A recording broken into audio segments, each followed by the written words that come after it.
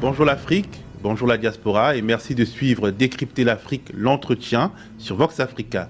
Décrypter l'Afrique, l'entretien qui a une grande sœur, Décrypter l'Afrique, le panel que vous avez déjà peut-être repéré.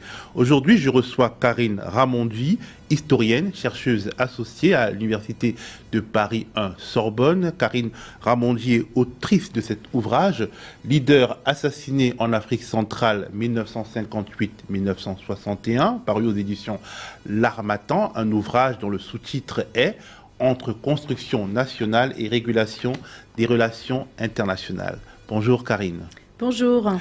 Alors, beaucoup de choses ont déjà été dites et écrites sur les processus qui ont conduit aux assassinats des 4 leaders auxquels vous vous intéressez, que je citerai. Il s'agit de Barthélemy Boganda en République centrafricaine, de Patrice Lumumba en République du Congo, RDC aujourd'hui, de Ruben Umniobe et de Félix Roland Moumié au Cameroun.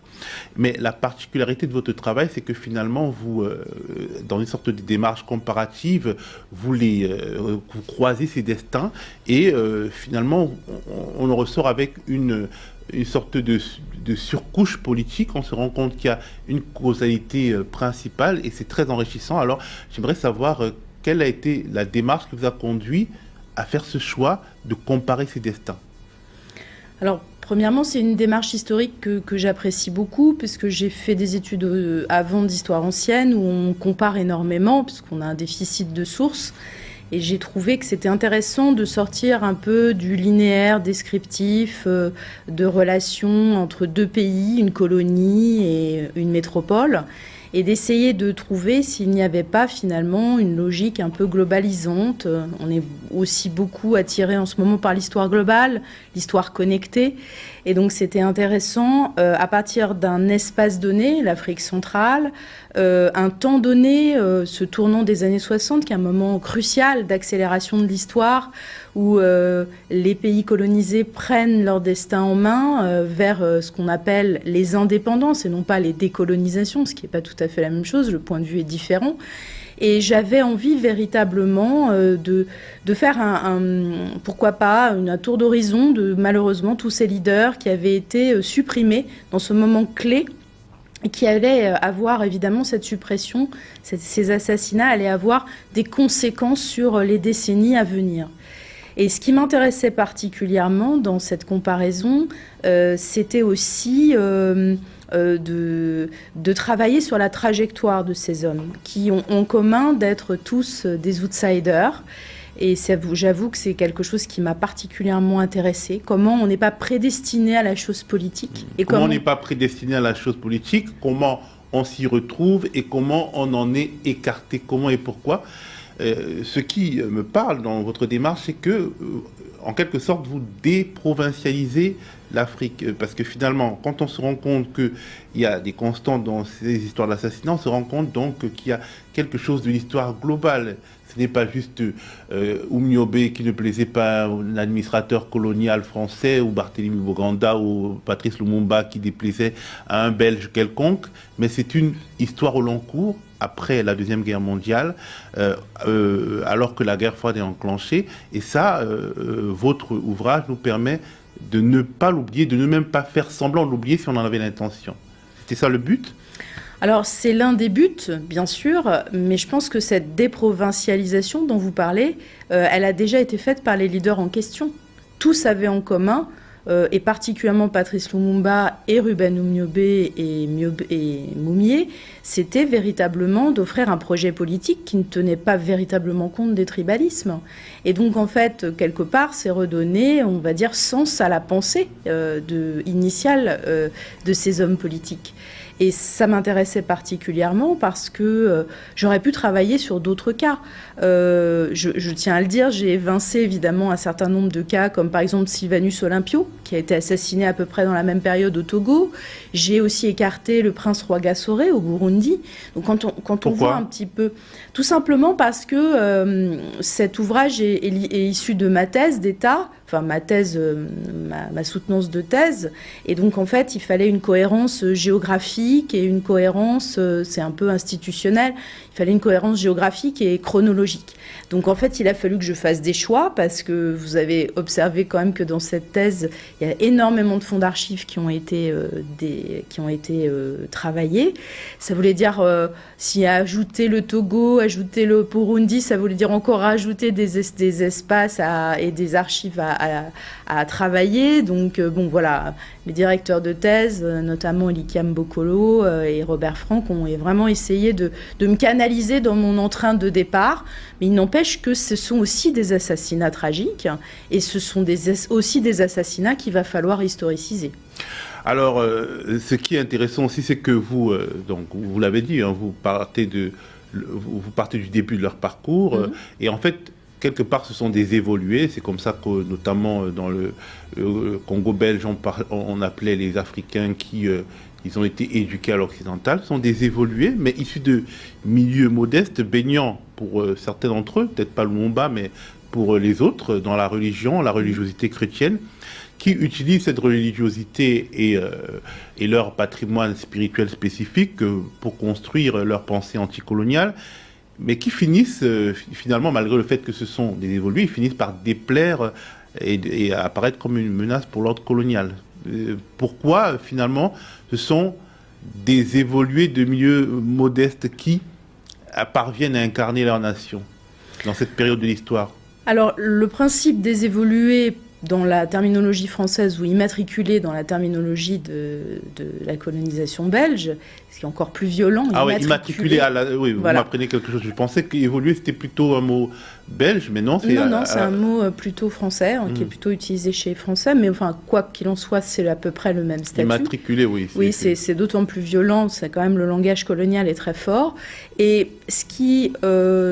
en fait, l'objectif, c'est pour le gouvernement colonial, c'est de créer un certain nombre d'évolués, mais d'en contrôler le nombre. C'est-à-dire qu'il faut qu'il y en ait peu, afin qu'il y ait un statut très spécifique qui permette de faire durer et fonctionner la colonisation selon les objectifs des gouvernements coloniaux en question. À partir du moment où les évolués s'écartent du projet initial qui est de faire on va dire, des exécutants.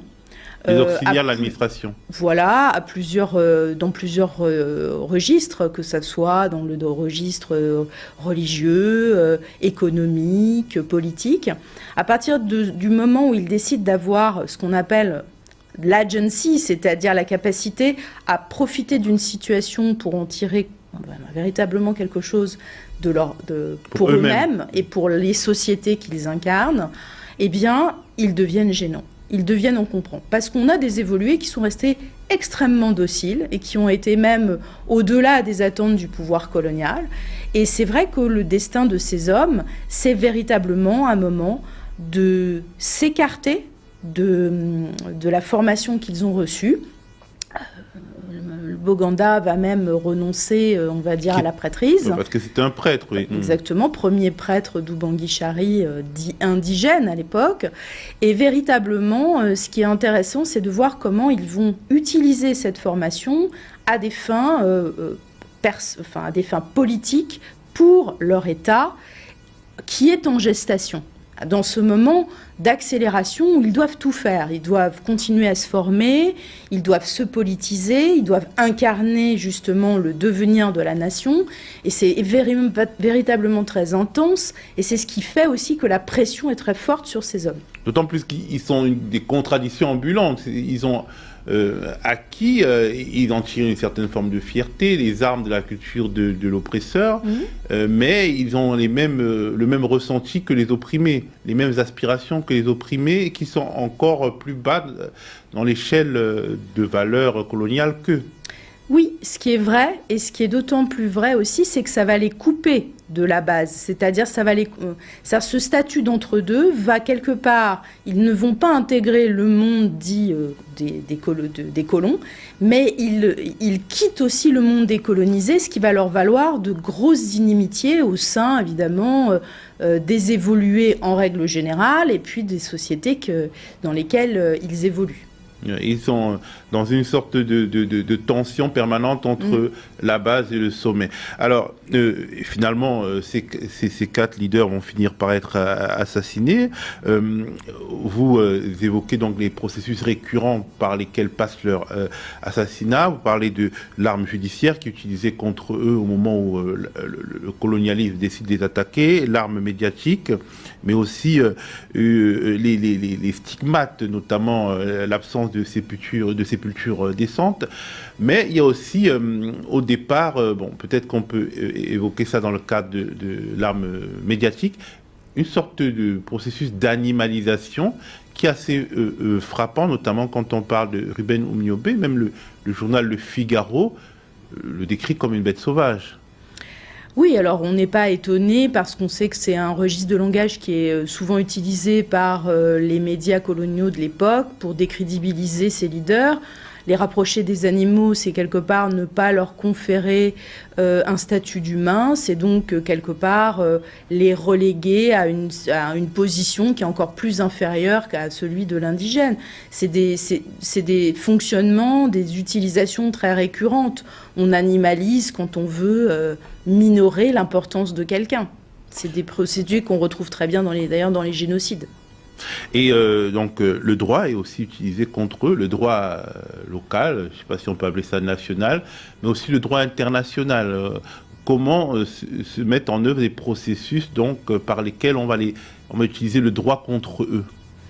Alors, il y a beaucoup de principes, il y a beaucoup de processus qui sont à la fois concomitants.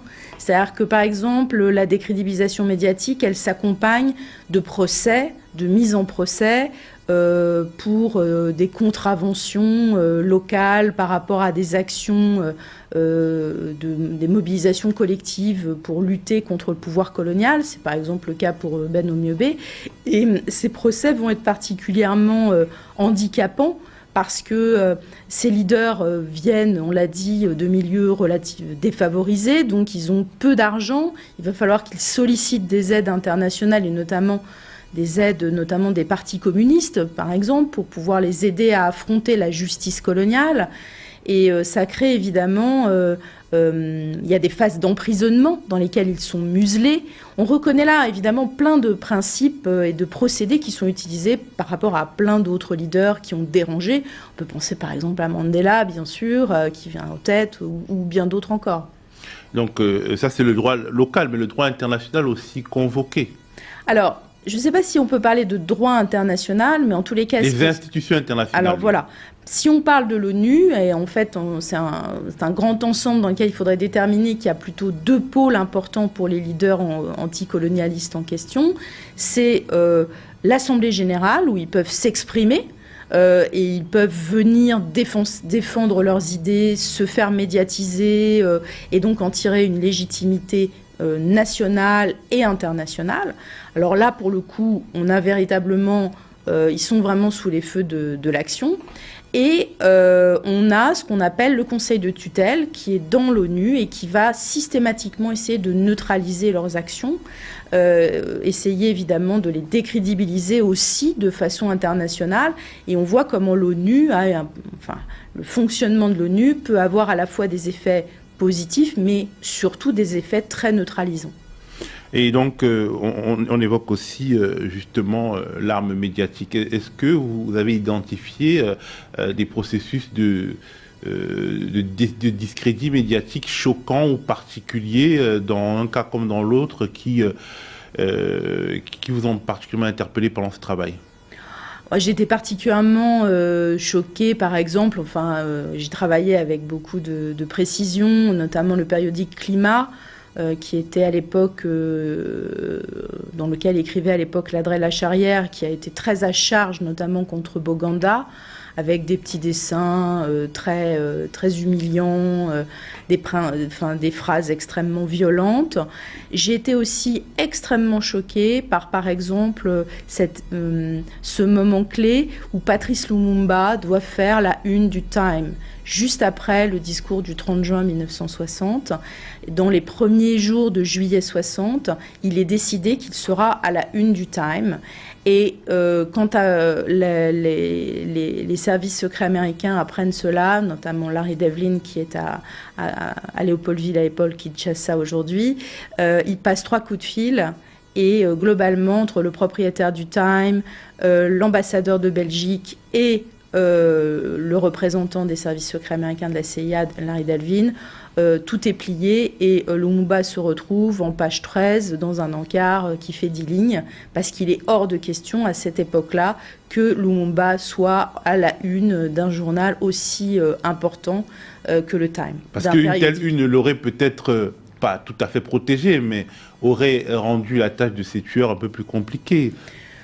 Je pense que dans le cas de Lumumba, on peut considérer que quand il est assassiné le 17 juin 1961, les responsabilités sont nombreuses, les complicités sont très importantes. Ce n'est pas seulement une affaire belgo-congolaise, c'est une affaire internationale. Et aujourd'hui, justement, c'est l'esprit de mon livre. Je pense qu'il faut penser... je pense que Lumumba est une personnalité globale dans ce qu'il a fait lui-même, la façon dont son assassinat a été organisé et aussi la façon dont son image, sa mémoire a été utilisée à l'international. Donc finalement, ces 3 leaders de la même zone géographique, l'Afrique centrale, ont été nettoyés quelque part pour permettre à un ordre de s'installer. Est-ce qu'on peut dire qu'ils ont été des victimes de la guerre froide? Est-ce qu'on peut dire qu'ils ont été des victimes d'un ordre capitaliste qui avait absolument besoin d'avoir un accès libre aux ressources de leur pays? Alors, sans conteste, c'est évident. Je voudrais juste quand même nuancer sur Boganda, parce que Boganda a été intégré dans cette étude parce qu'il est mort dans un accident d'avion et que cet accident d'avion est perçu et a longtemps été perçu comme un attentat. Et donc, je voulais absolument offrir un travail historique sur les pièces, les archives qui étaient liées à cet accident d'avion. Donc aujourd'hui, je ne statuerai pas qu'il s'agit absolument d'un assassinat, mais comme je le montre dans cet ouvrage, il y a vraiment beaucoup de pièces intéressantes que j'ai pu regarder et étudier dans les archives qui montrent qu'il faudrait évidemment qu'il y ait une commission d'enquête, potentiellement qui soit ouverte, parce qu'il y a des choses qui sont véritablement... qui restent à découvrir ou qui restent à élucider. Ça, c'est la première chose.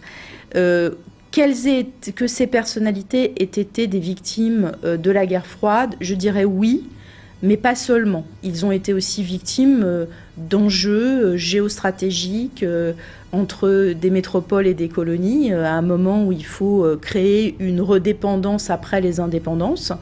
Ils ont été victimes aussi de complicité locale, au sens propre africaine, qu'il faut aussi être capable de travailler et d'étudier, parce que ces assassinats n'auraient pas pu se faire, je pense par exemple à l'assassinat de Lumumba ou de Niobé, sans complicité locale.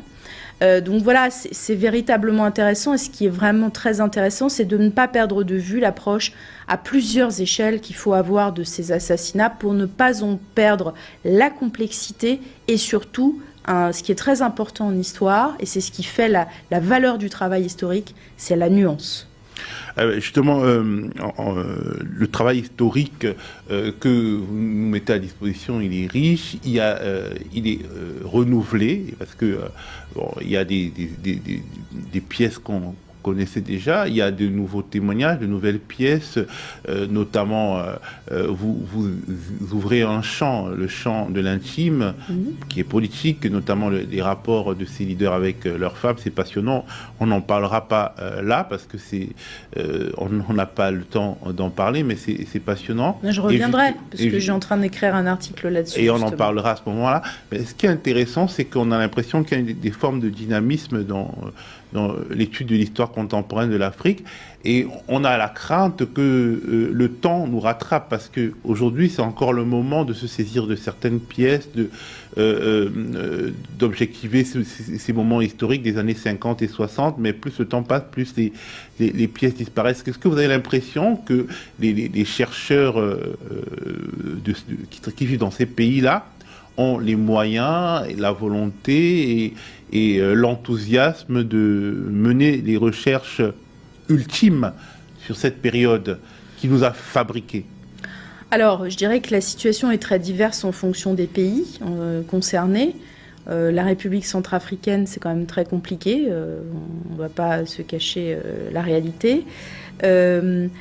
L'enthousiasme, la volonté, sûrement. Les moyens, je ne pense pas. C'est évident que pour certains chercheurs, et je pense ici par exemple aux chercheurs camerounais, avec lesquels je suis en grande connexion, notamment des universités de Douala, de Yaoundé, de Tchang, qui sont vraiment, pour certains, très méritants, qui font un vrai travail de défrichage, d'archives. Alors, c'est très compliqué parce que les archives de Yaoundé sont fermées depuis plus de 3 ans pour rénovation complètement, ce qui bloque quand même un certain nombre de recherches. Les entretiens oraux, vous avez raison, sur ces périodes des années 50-60, on arrive quand même à un moment clé où les témoins disparaissent. Mais il y a une vraie volonté de la part des étudiants camerounais, notamment au Congo aussi, en République démocratique du Congo, de s'emparer de certains pans de leur histoire avec leurs archives, leurs propres ressentis aussi, leurs propres contacts, ce qui n'est pas toujours évident quand on est un chercheur étranger. Et je pense qu'on peut saluer leur courage. Et notamment, nous, on a créé une revue qui s'appelle la Revue d'Histoire contemporaine de l'Afrique, où on valorise et on essaie de valoriser vraiment les travaux des chercheurs africains sur tous ces sujets d'histoire contemporaine de l'Afrique. Et on a donc les témoignages oraux. Chaque jour qui passe, nous en perdons certains. Dans les traces écrites qui ne sont pas encore déverrouillées, il y a peut-être, en tout cas, il y a un mystère en France sur des archives secrètes cachées qui seraient utiles pour débusquer certains mystères. Est-ce que vous en savez quelque chose sur ces archives dont on dit qu'elles sont cachées? Ce que je sais particulièrement, c'est qu'il y a des archives qui ne sont pas cotées, ça c'est sûr. Donc il y a des archives qui globalement échappent complètement aux historiens. Mais on sait où elles sont?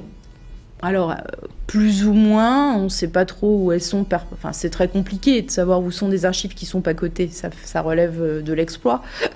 Mais ce qui est sûr, c'est que la situation dans laquelle aujourd'hui nous sommes, notamment en France, est encore plus compliquée que quand moi j'ai commencé mes recherches, puisque il y a eu un décret qui s'appelle l'IJ 1300 qui a refermé un certain nombre de fonds d'archives en France qui étaient ouverts notamment dans les années 50-60, voire même, ça remonte même peut-être à la Seconde Guerre mondiale, qui nécessitent d'avoir aujourd'hui une demande de déclassification. Donc on a fait un bond en arrière avec ce décret qui a été voté, me semble-t-il. Mais normalement, 50 ans plus tard, oui, tout est déclassifié. Tout à fait, mais ce décret referme une partie des archives. Beaucoup d'historiens se sont mobilisés pour que ça ne se fasse pas. Malheureusement, la situation n'est pas... nous n'avons pas obtenu gain de cause. Est-ce que ça signifie quelque chose sur le rapport que l'État français entretient à son histoire coloniale? Oui, ça signifie beaucoup, et d'ailleurs ça sème beaucoup le trouble parce que d'un côté, médiatiquement, il y a des annonces d'ouverture d'archives, avec notamment les relais de Benjamin Stora ou Achille Mbembe sur l'Afrique et puis sur l'Algérie, où on dit ouvertement dans les médias que les archives sont ouvertes. Et paradoxalement, le travail des historiens en France est véritablement reverrouillé, recompliqué dans leur quotidien. Alors, ce qui rend les choses très compliquées parce que vous avez d'un côté justement ces effets d'annonce et de l'autre côté des fermetures. Donc, on a vraiment l'impression qu'on est dans une situation qui est un petit peu, compliquée à appréhender quand on n'est pas soi-même au quotidien dans ce type d'enjeu. Est-ce que, quelque part, c'est pas aussi des enjeux de politique nationale qui interviennent là, ce refus de la repentance, finalement, cette fatigue de cette histoire qui nous met dans une situation de coupables, ces théories de grands remplacements, de valeurs positives de la colonisation. Est-ce que c'est pas tout ça qui finalement complique le travail de l'historien quand il se trouve en France, sur cette période et sur cette histoire particulière? Je pense que de toute façon, l'historien qui s'attaque à ces questions doit être tenace, déterminé. Et c'est vraiment des qualités qu'il faut avoir pour débusquer, demander plusieurs fois l'archive, relancer les services quand ça n'est pas le cas, quand on n'obtient pas de déclassification. Je pense qu'il faut vraiment être très déterminé. C'est une histoire qui est passionnante et qui doit faire l'objet véritablement d'un grand sérieux. Je crois que c'est important aussi, vraiment de considérer que en tant que science, l'histoire doit avoir une forme de rigueur. Et ça reste évidemment compliqué dans un contexte... oui, alors il y a la repentance, c'est pas tant le souci des historiens en tant que tel. Oui, non, je parle de l'écho politique que le travail des historiens peut avoir. Tout à fait. Mais je vous dis encore une fois, c'est que le paradoxe, c'est qu'on a des annonces politiques qui ont l'air d'aller dans le sens d'une forme de, comment dire, d'une forme de progrès, notamment par exemple l'une des premières décisions en Afrique qu'a pris Emmanuel Macron, ça a été de livrer les archives à la justice burkinabé concernant l'assassinat de Thomas Sankara. Mais par exemple, ces archives, les historiens ne peuvent pas les consulter. Donc vous voyez, il y a un effet d'annonce, c'est ouverture d'archives ou donner les archives au Burkina, mais en même temps, derrière, quand on regarde précisément, c'est oui à la justice burkinabé, ce qui est très important, bien sûr, mais quid des historiens pour écrire cette période d'histoire? Alors, vous avez côtoyé donc ces 4 leaders, Boganda, Lumumba, Moumié, Oumniobé, dans leurs écrits, dans leur trajectoire. Je ne vais pas vous demander quel est votre préféré, mais qu'est-ce que vous retenez de ces hommes-là? Alors non, justement, je crois que l'objectif de l'historienne que je suis, vous avez raison, je ne les ai pas côtoyés physiquement, mais ils m'ont beaucoup accompagnée. Et l'objectif de l'historienne que je suis, c'était évidemment de ne pas tomber dans la géographie, de ne pas tomber dans la martyrologie, de ne pas tomber dans le messianisme, mais d'en tenir compte évidemment dans mon travail. Je dois dire que ce qui me fascine chez ces 4 personnages, c'est tout de même cette détermination. Cette détermination à sortir de leur milieu, cette détermination au travail. Ils travaillent énormément. Et je pense notamment aux personnalités comme Boganda, aux personnalités comme Lumumba, qui sont dans un phénomène de rattrapage intellectuel par rapport à leur fonction, où ils doivent gérer le quotidien, se documenter. Je suis vraiment, pour le coup, ces trajectoires d'outsiders qui naissent pas avec comment dire, une cuillère d'or dans la bouche, et qui se font par eux-mêmes, ce qu'on dirait des self-made men, qui arrivent, on va dire, à incarner une nation à un moment aussi clé que les indépendances. Oui, c'est vrai que ça force le respect. Et en ce qui concerne, donc, vous avez choisi 2 leaders camerounais sur 4. Félix Moumié, Ruben Oumniobé, c'est l'UPC, mais est-ce que c'est la même empreinte qu'il laisse? Non, pas du tout.